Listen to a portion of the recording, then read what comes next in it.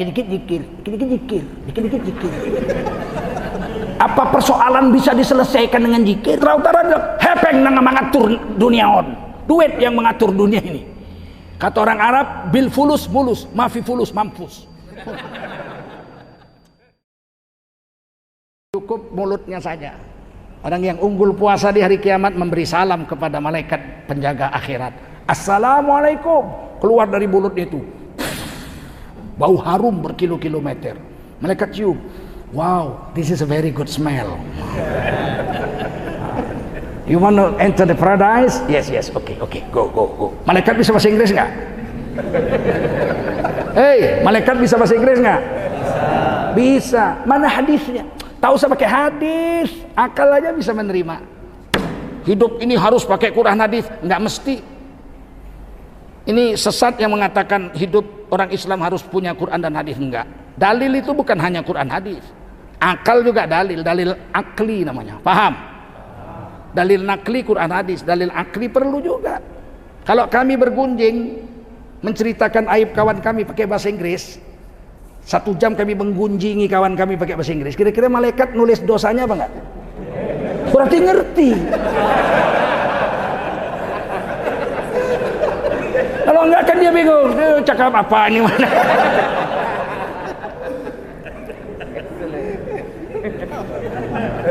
Gitu aja kok repot. Masuk. Yang ahli jihad masuk lewat babul jihad, yang ahli zikir lewat babul zikri. Ustaz Jul Arafah ahli zikir, Ananda Arifin Ilham Almarhum, dia mereka akan masuk lewat babul zikri. Di sana mulutnya itu mencorong, bercahaya, sehingga orang tahu ini ahli zikir, ahli Quran ini. Kalau ahli Quran jelas mulutnya bercahaya, dan hebat ahli zikir sama ahli Quran ini, di depannya ada senter. Orang di sana gelap, ada senter. Orang yang jalan di depannya ada senter. Itu ahli Quran itu. Allahumma ja'al Qur'ana lana fid dunya qarina wa fi qabri munisa. Dikubur jadi sahabat dekat. Quran tuh dikubur berubah menjadi makhluk yang sangat ganteng dan gagah perkasa, menjaga ahli kubur itu sampai hari kiamat. Datang kuman mau gigit, cetit dipukulnya.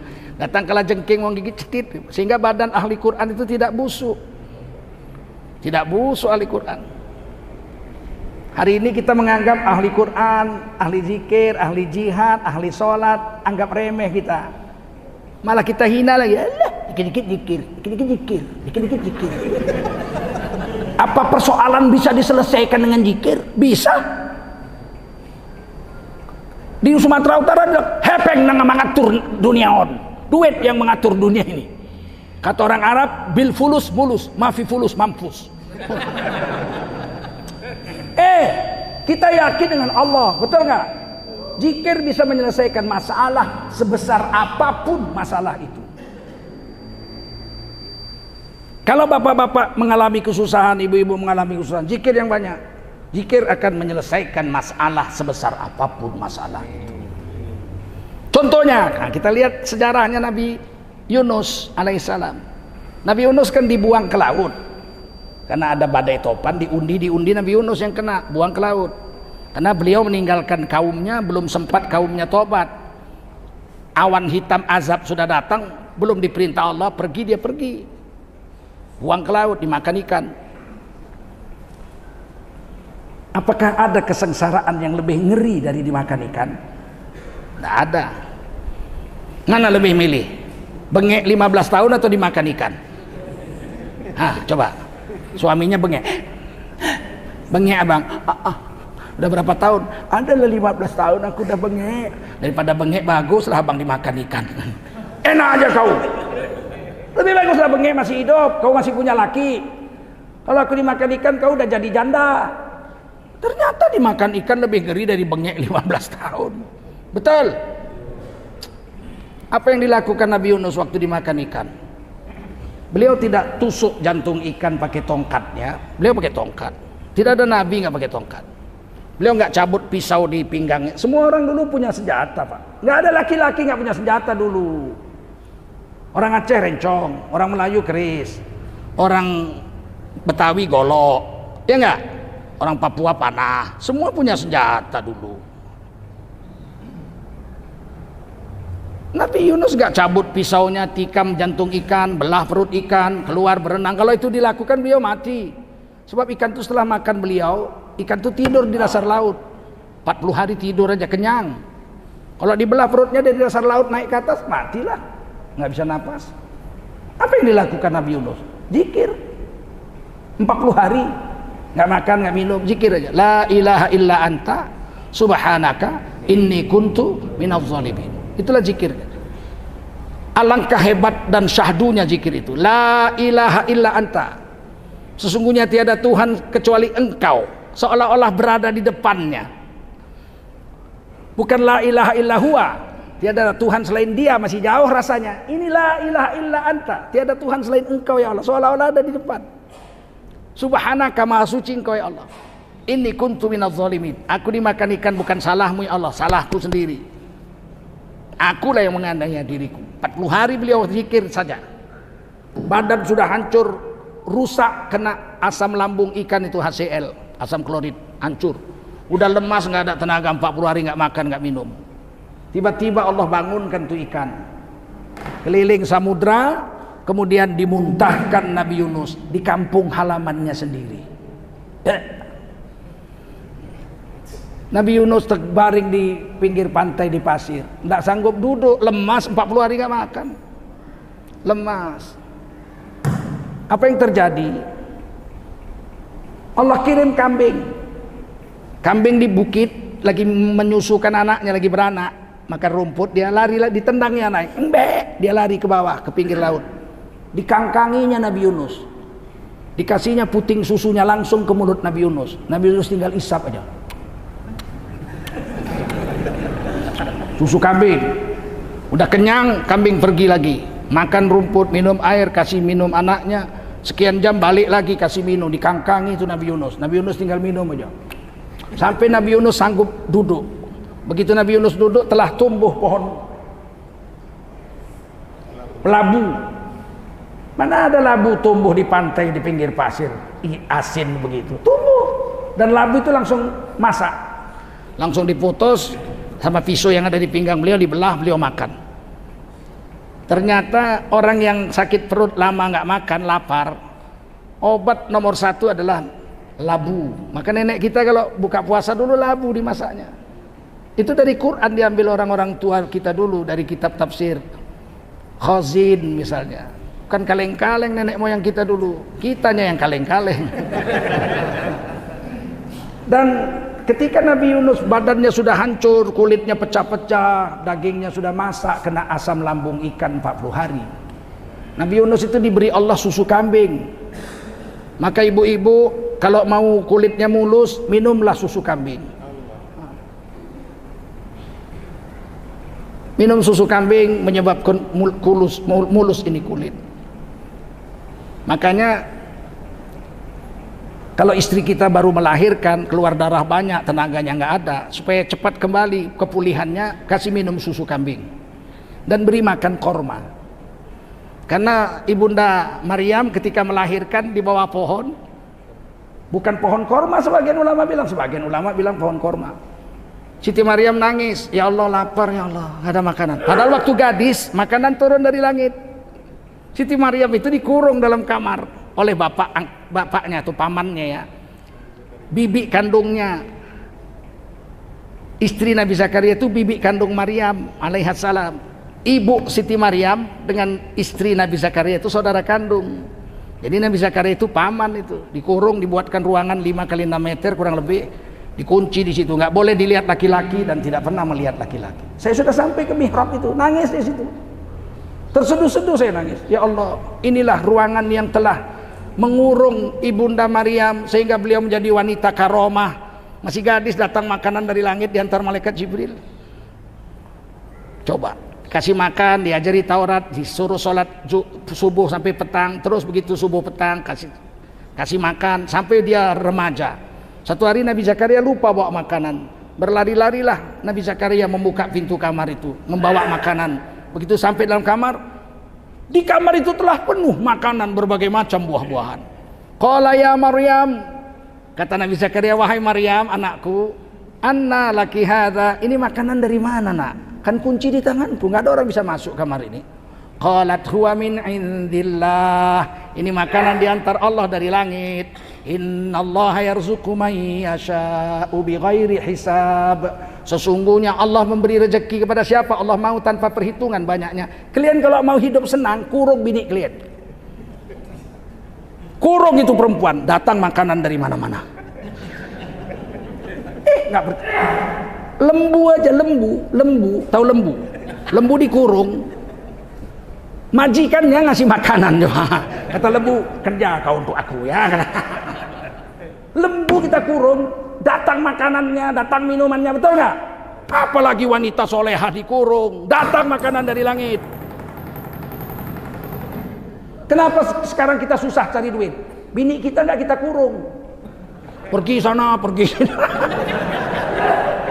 Saya istri saya kurung pak, nggak saya kasih bebas istri saya. Kalau mau keluar dengan saya istri, belanja ke pasar saya. Kita orang Aceh, nggak ada laki-laki menyuruh istrinya belanja ke warung, ke pasar. Yang jualan di pasar kita laki-laki, yang belanja laki-laki, betul nggak? Perempuan tuh ratu rumah tangga, dikurung aja dia, jadi ratu dia. Sekarang perempuan jual nasi goreng, goyang-goyang dadanya. Yang beli pun. Itu bukan adat Aceh itu syariat Islam. Sejak ribuan tahun wanita dikurung. Paham? Datang makanan dari langit. Makanya saya kalau ingat ini, dulu wanita tahun 50-an ke bawah nggak ada wanita bebas-bebas keluar. Orang Aceh perempuannya dikurung, Melayu, Delhi, Sumatera Timur dikurung, apalagi orang Minang, apalagi Jambi, semua sampai Sumatera semua perempuan dikurung. Laki-laki supaya jangan campur sama adik-adik kakak perempuannya disuruh tidur di menasah. Karena rumah kamarnya cuma satu, kamar ibu bapak aja, yang lain tidur di ruang tamu. Kalau abangnya tidur situ bercampur dia sama adik-adiknya. Kata Nabi, pisahkan tidur anakmu ketika umur 10 tahun. Dikirim ke menasah. Orang Minang dikirim ke surau. Nggak ada laki-laki tidur di rumah dulu. Betul? Rusaknya ini karena tahun 60-an mulai masuk budaya barat. Orang mulai berpacaran-pacaran. Kami orang Melayu di Sumatera Timur, nenek saya orang Aceh, di Aceh, di Sumatera Barat, sampai Lampung, nggak ada perempuan berpacaran tahun 60. Semua dikurung. Ada satu lagu yang terkenal di Sumatera Timur tentang gadis pingitan itu. Pernah ku bermain-main denganmu, berkejar-kejar di ruang halaman. Pernah ku genggam tanganmu yang halus sewaktu kita menyeberang titian. Betapa bahagia rasa hatiku bila teringat masa yang lalu. Lalu terdengar ibumu memanggil dan menghimbau kau kembali pulang. Tapi setelah dewasa lain pula sikapnya, tiada boleh berjumpa di pagar adat kita. Tapi setelah dewasa lain pula sikapnya, tiada boleh berjumpa di pagar adat kita. Bilakah gerangan masanya nanti dapat kita bersua kembali? Esokkah setahun lagi, entahkan begini selama-lamanya. Kalau mau jumpa kawini, lamar dari bapaknya, ambil jadi istrimu. Bukan kau bawa kemana-mana. Es lilin mak, kelapa muda, belum dikawin mama, dibawa-bawa. Terjadilah peribahasa Medan, tembung dulu bung baru bandar khalifah, gembong dulu bung baru nikah. Hancur agama. Ternyata dengan zikir selesai masalah. Siti Maryam itu waktu gadis datang makanan. Tapi ketika diperintahkan Allah hamil tanpa suami melalui malaikat Jibril, kau akan punya anak. Dia bilang, mana mungkin aku punya anak? Tersenggol kulit aja nggak pernah dengan laki-laki, jangankan bersetubuh. Lam yamsasni bashar, senggolan kulit dengan laki-laki nggak pernah. Aku dikurung dalam rumah ini. Kata malaikat Jibril, qala kadzalik, kamu mesti hamil. Ini perintah Allah. Hamillah Siti Maryam. Sedihnya Siti Maryam, aduh, menghadapi manusia macam mana ini? Ketahuan hamil nggak punya suami, sedih, nangis siang dan malam. Akhirnya Siti Maryam berkata, inni nazartu lirrahmani sauma, sesungguhnya aku bernazar aku nggak akan bicara. Kalau ada orang yang nanya, anak siapa yang kau kandung ini, siapa bapak jinahnya, aku nggak mau ngomong. Karena Allah yang Maha Pemurah yang menyuruh aku hamil, maka biar Allah yang jawab. Begitu hebatnya wanita ini. Tepat waktu mau melahirkan, beliau menangis, wahai bapakku Nabi Zakaria, lepaskanlah aku, nanti dibakar orang rumah bapak, dituduh orang nanti bapak berzina dengan aku. Lepaskanlah aku, biar aku pergi, biar aku melahirkan di tempat yang lain.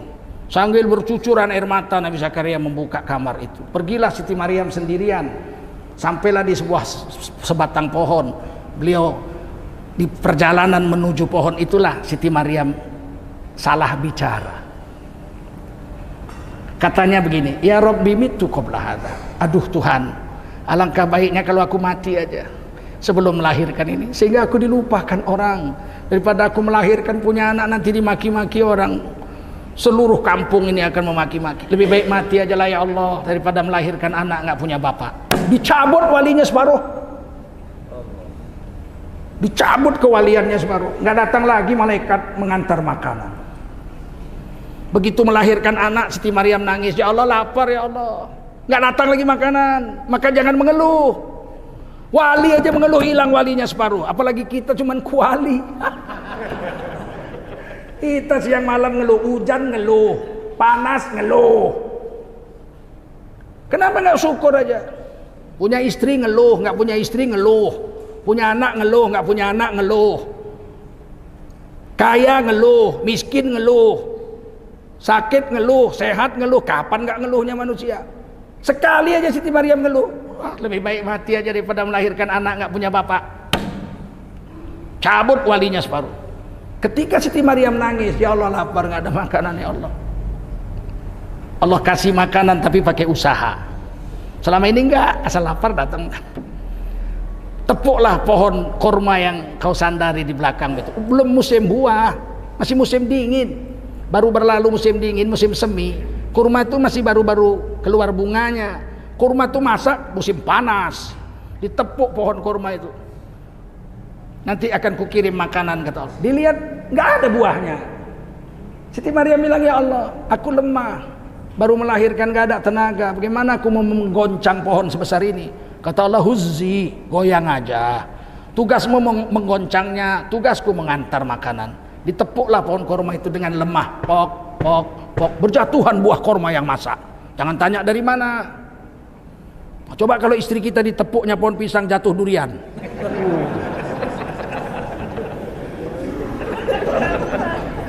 Tepuk pohon nggak berbuah, jatuh korma, dimakanlah korma itu. Jadi kita ini manusia usaha saja, hasil biar sama Allah. Fa idza azamta fatawakkal. Usaha kita kerjakan, hasil dari Allah. Jangan kita urus urusan Allah, repot kita. Memberi rezeki itu urusan Allah, usaha itu urusan kita. Misalnya kita mau tanam ubi kayu, tanamannya bismillah subhanallah, bismillah subhanallah, bismillah subhanallah. Udah selesai tanam tinggal serahkan sama Allah. Jangan sok pandai besok cabut. Udah tumbuh belum ya? Mati dia. Bukan urusanmu itu. Paham? Ini kita maka repot, kita urus urusan Allah. Saya udah usaha gini ya, kira-kira hasilnya ya Allah, mana hasilnya ya Allah, mana? Tak usah tanya-tanya, itu bukan urusan kita itu. Ya kalau kita udah usaha kan kita berharapkan hasil, berharap hasil, tapi jangan mereksa-mereksa kerja Allah. Bisa saja yang kita tanam itu tak jadi. Ada satu nenek-nenek di Sumatera Barat menanam padi, dia janda.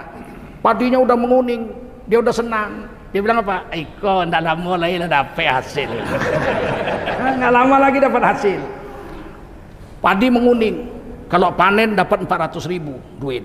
Tiba-tiba seminggu lagi mau panen, datang banjir bandang. Sebutir padi pun tak ada, habis musnah semua. Nangislah dia terduduk di samping sawahnya itu. Ada DP lah, habis adanya. Nangis dia. Datang wartawan. Iya lah, habis ada nak dimakan, mati ambo. Mati dia? Enggak. Datang kepala desa, datang camat, datang bupati, datang yayasan ini, datang Muhammadiyah, datang Al-Wasliyah bawa bantuan. Seminggu kemudian senyum dia langsung. Terkumpul 2,5 juta. Kalau panen cuma 400. Kena banjir bandang dapat 2,5 juta. Untung dia nggak doa, ya Allah tahun depan banjir lagi aja.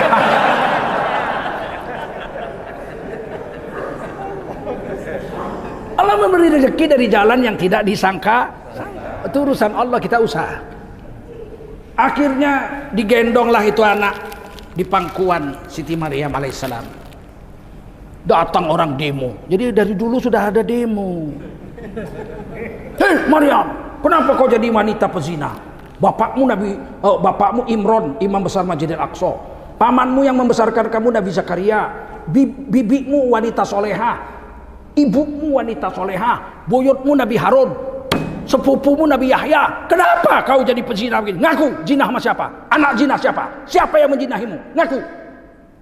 Dia tunjuk aja anak yang di pangkuan itu. Fa'asyarathu. Mana bisa anak kecil bicara? Udah gila kau? Ayo ngomong, siapa yang menjinahimu? Anak siapa itu? Tetap dia tunjuk. Udah gila kau ya? Anak kecil nggak bisa bicara. Tiba-tiba anak itu bicara.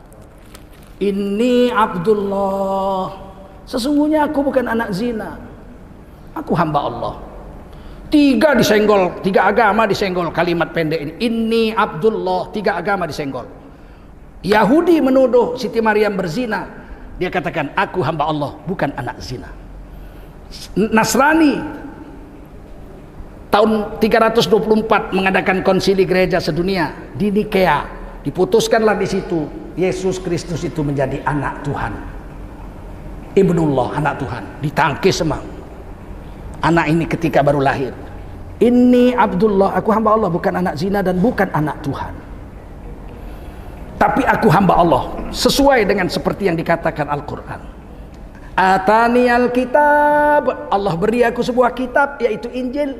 Wa ja'alani nabiyya, dan Allah jadikan aku seorang nabi. Wa ja'alani mubarakan aina ma kunt, dan Allah jadikan aku kemana saja aku datang, tempat yang ku datangi itu jadi barokah sampai hari kiamat. Orang soleh itu kalau datang berkah. Syekh Abdul Rauf As-Singkili datang sini berkah. Tsunami datang nggak rusak kuburannya. Hotel Tripang itu lantai 8 tinggal 4. Musnah 4 lantai habis. Gedung-gedung habis. Masjid Baitur Rahman nggak rusak. Kuburan Syekh Shah Kuala nggak rusak. Kuburan raja-raja yang mendirikan kerajaan Samudra, Merah Silu, Malikus Soleh, Malikus Zohir nggak rusak. Saya kesana lihat. Nggak ada yang dihajar oleh tsunami. Membuktikan karomahnya wali-wali itu sampai hari kiamat dijaga Allah SWT. Maka berhentilah kita menghina ulama. Ini sekarang ada pula orang mengusir ulama. Ulama datang diusir. Tidak boleh, ini bahaya. Bahaya kepala gondolmu. Mana ada ulama datang bahaya? Yang datang itu bandit baru bahaya, betul? Anak itu bicara, terdiam semua. Maka sekarang saya heran, ada ustadz bilang demo itu hukumnya haram. Tidak ada dalilnya di Quran. Lah itu Nabi Isa di demo, betul nggak? Di demo, boleh demo kok. Mana dalilnya demo? Ih, capek lah ngasih kau dalil pakai hadis, sedangkan kau bukan ahli hadis, ahli hadas. Saya kasih contoh aja bahwa demo itu boleh. Sholat berjemaah, imam wajib diikuti, betul? Kalau imamnya sholat baca surah Yasin panjang, nggak boleh protes. Panjang kali tukar kul huwallah aja, batal sholat. Wajib diikuti itu imam, betul? Tapi kalau imamnya melanggar aturan, nggak boleh diam aja kita. Allahu Akbar, imam sholat Isya. Tiba-tiba wadduha wallaili idza saja, nggak baca Fatihah. Kita ikuti atau kita protes? Protesnya bagaimana? Ingatkan dengan Allah, subhanallah. Kau jadi imam diangkat Allah, ikuti aturan Allah, subhanallah. Dia dengar, diteruskannya, walal akhiratu khairul laka minal ula. Separuh masjid mengucapkan subhanallah, satu masjid. Dia dengar, diteruskannya, wala saufa yu'tik. Tangkap tengkuknya, sepakkan ke pinggir.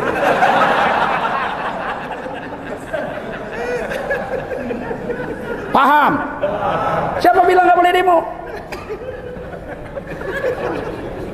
Kalau pemerintahnya salah diingatkan nggak mau, ya disepakkan ke pinggir. Betul nggak? Masa mau dijerumuskannya kita semua masuk jurang? Nggak mau dong, betul? Maka aku heran, ini tidak boleh ke pemimpin, tidak boleh dikritik. Ku cubit bibirmu nanti. Kalau salahnya kecil, kita biarkan.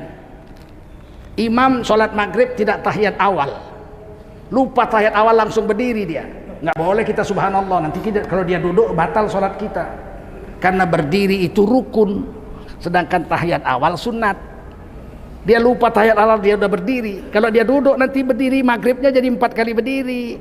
Sedangkan sholat maghrib berdiri hanya 3. Karena sudah berdiri, menang berdiri, tinggalkan tahiyat awal, nggak usah subhanallah.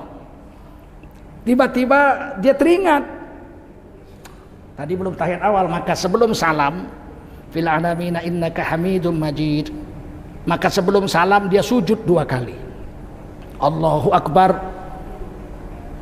Makmum harus ikut sujud, nggak boleh. Karena kau yang salah, kau yang sujud. Bisa. Makmum ikut. Kenapa kamu yang milih? Yang milih dia kan kamu. Dia utang 6.000 triliun. Oh, itu urusan dia. Mana ada urusan dia? Urusan kita bayarnya. Dia 6 tahun jadi 10 tahun udah gak jadi presiden lagi dia. Datangilah nanti kalau udah gak jadi presiden. Pak, utang bapak macam mana? Ya kau lah yang urus, kan bukan aku presiden. Ikut sujud. Kalau dia lupa, betul-betul lupa sampai salam, assalamualaikum warahmatullahi, assalamualaikum warahmatullahi, kita ingatkan, tuan imam tadi tidak tahiyat awal. Dia tanya, betul. Allahu Akbar, dia sujud, kita ikut sujud juga. Setelah salam 2 kali sujud baru assalamualaikum. Ditegur, betul nggak? Tapi setelah sholat, karena salahnya kecil. Kalau salahnya besar dalam sholat itu ditegur. Itu kan imam, Nabi sama. Rasulullah sama. Ini ajaran Rasul, ditulis dalam kitab Al-Um salah satunya. Satu hari Nabi sholat zuhur 2 rakaat, Nabi salam 2 rakaat sholat zuhur, salam assalamualaikum warahmatullahi, assalamualaikum warahmatullahi. Sahabat pada lihat-lihatan, tanya, siapa berani nanya Nabi? Nggak ada yang berani nanya Nabi.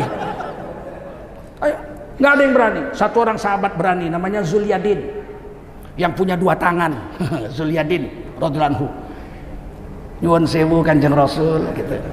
Apa kata Nabi? Niki mau sholat zuhur niku tamam napa qasar, gitulah bahasa Arabnya.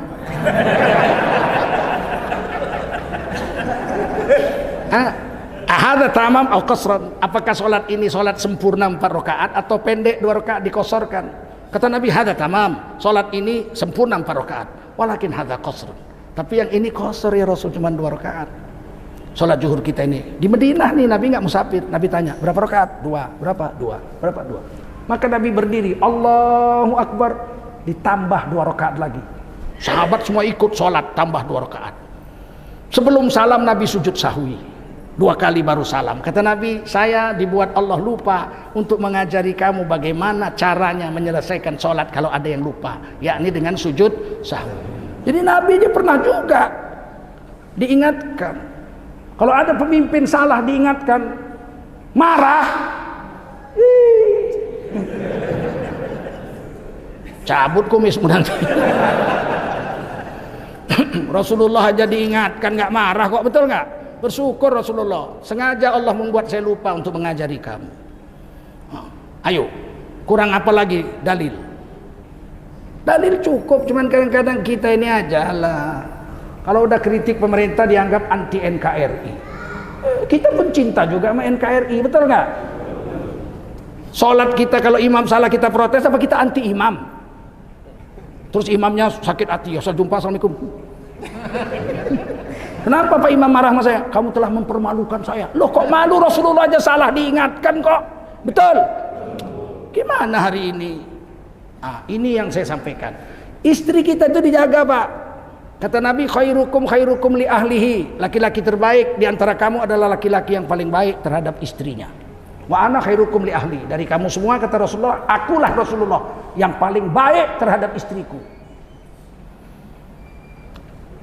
Orang yang rajin sholat malam baik, tapi bukan manusia terbaik. Orang yang rajin sedekah orang baik, tapi bukan orang yang terbaik. Orang yang rajin puasa sunat orang baik, tapi bukan orang yang terbaik. Siapa orang terbaik? Orang terbaik adalah laki-laki yang paling baik terhadap istrinya. Nabi tidak pernah memadu istri pertama, Siti Khadijah, sampai wafat umur 65. Bertahan Nabi dengan satu istri, Nabi umur 50. Kalau Nabi seperti yang dibilang orang-orang orientalis barat, nafsunya besar mata keranjang, mana tahan sampai umur 50 dengan istri umur 65. Ada perempuan umur 65 masih seksi? Ada. Tapi Nabi bertahan. Agungnya Rasulullah SAW. Dan Nabi memanggil Siti Khadijah itu bukan istri, itu bukan nama. Tidak dipanggil ya Khadijah, tidak, tapi ya Habibi, Habibah, wahai kekasih hatiku, intan manjaku, buah hatiku. Ya Habibi, 25 tahun gak pernah silap. Saya manggil Siti Khadijah ya Habibi. Tapi yang mengamalkan itu sekarang orang Inggris, orang Amerika, kafir-kafir, orang Jepang. Mereka manggil istrinya my love, my darling, sweetheart, baby, I love you baby. Kita manggil istri, woi, buka pintu woi. Siapa yang kita ikut itu? Kadang-kadang sedih. Panggillah istri kita itu, sayang. Kenapa sih? Sayang, buka pintu yang. Kan senang dia. Nabi manggil Siti Aisyah, ya Humaira, wahai si pipi merah. Memanggil Umi Ramlah binti Abu Sofyan, ya Habibi, Habibah, Umi Habibah. Nggak ada Nabi panggil nama-nama. Panggillah istrimu dengan panggilan yang membuat dia bangga di depan teman-temannya. Kita pulang kerja, ketuk pintu pagar, belum dibuka lama, kita panggil. Istri kita badannya kecil, kita panggil, si kumil-kumil, abang pulang. Dia lari-lari kecil buka pintu itu. Abang manggil si kumil-kumil. Kan malu saya, Allah. Ini udahlah istri kecil dipanggil unyil, unyil, buka pintu unyil, kan malu dia. Baik-baik sama istri, itu calon istri kita di surga itu. Orang tanya sama saya sering, ya Ustadz, kalau saya mati siapa istri saya di surga? Banyak nanya. Saya bilang istrimu di surga adalah istrimu yang di dunia ini juga. Yasin yang bilang itu, salah satunya. Banyak, ada beberapa ayat surah Yasin. Hum wa azwajuhum fi zilalin 'alal araiki muttaqiun lahum fiha fakihatu wa lahum ma yad'un. Salamun qaulam mir rabbir. Mereka dan istri mereka berada dalam surga di naungan yang indah dan nyaman. Minta apa saja mereka dengan istrinya diberi di surga itu. Allah menyambut suami istri itu di depan pintu surga dengan ucapan selamat, salam sejahtera. Istri kamu dan istrimu di surga. Ada yang protes, istri saya di surga siapa Ustaz? Istrimu yang di dunia lah. Ya, dia lagi.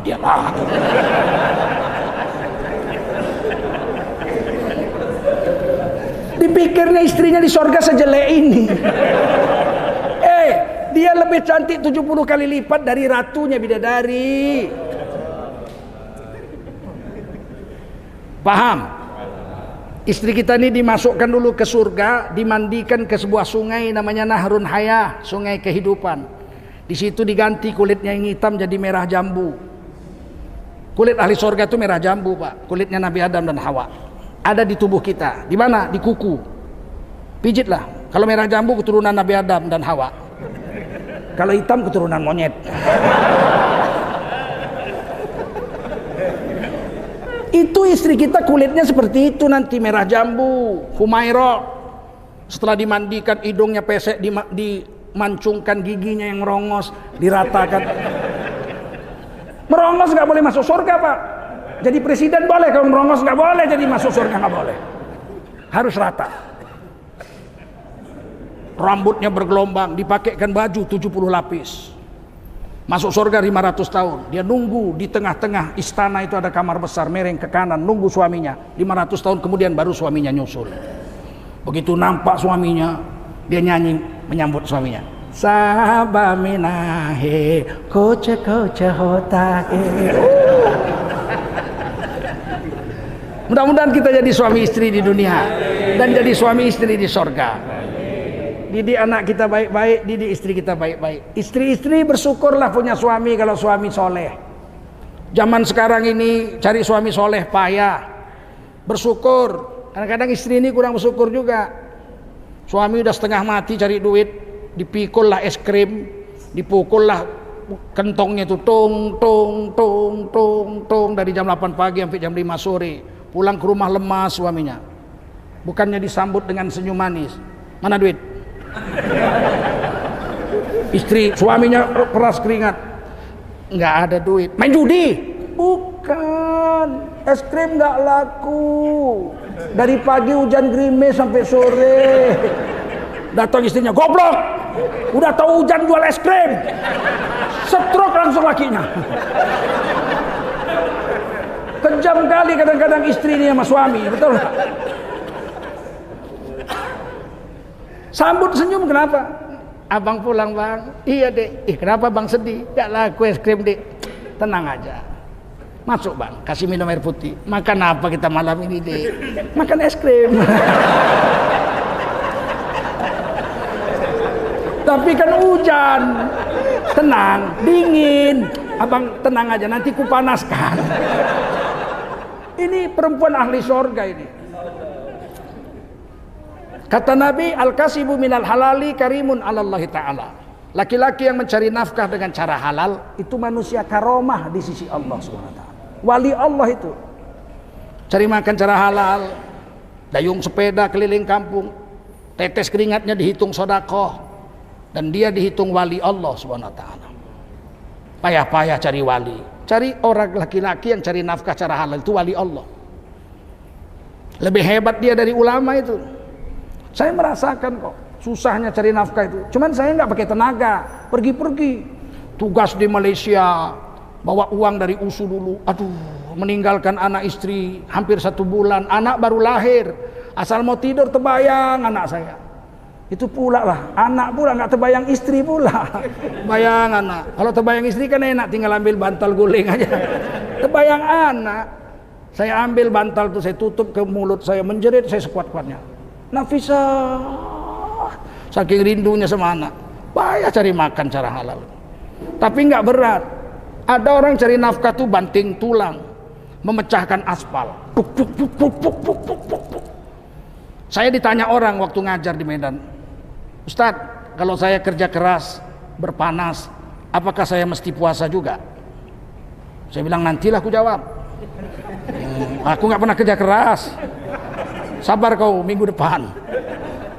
Saya cari orang kerja keras naik Vespa saya. Nampaklah orang memecah aspal. Buk, buk, buk, buk, buk. Berhenti saya liatin. Terus saya, bang, biar aku kerja dulu gantikan abang sebentar. Apa pula kau katanya. Saya pakai jubah serban kan. Apa pula? Jangan begitu. Ini kerja keras. Saya bilang, nggak apa-apa, sebentar aja, 5 menit aja. Mau merasakan.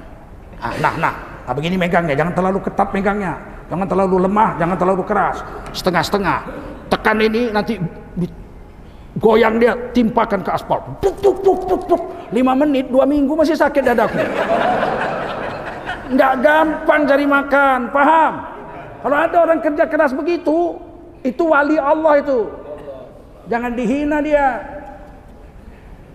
Itu para istri, kalau suami mencari nafkah dengan cara yang halal, susah payah begitu, itu karomah, itu wali Allah. Dipayungi malaikat dia kemana pergi. Paham? Jangan. Tapi orang sekarang nggak bangga punya suami begitu. Itu padahal suami menggetarkan langit. punya suami jadi menteri, oh bangga, padahal mencurinya uang bansos. Karena pandangan kita hari ini pandangan dunia, bukan pandangan Mudah-mudahan hari ini kita bisa merubah pandangan kita. Mari kita ukurannya akhirat, ukurannya Allah Rasul, bukan ukurannya dunia. Mudah-mudahan kita menjadi orang yang mulia dunia dan akhirat. Ya Allah ya Basir, ya Sami'u ya Alim, ya Hayyu ya Qayyum bi rahmatika astaghith.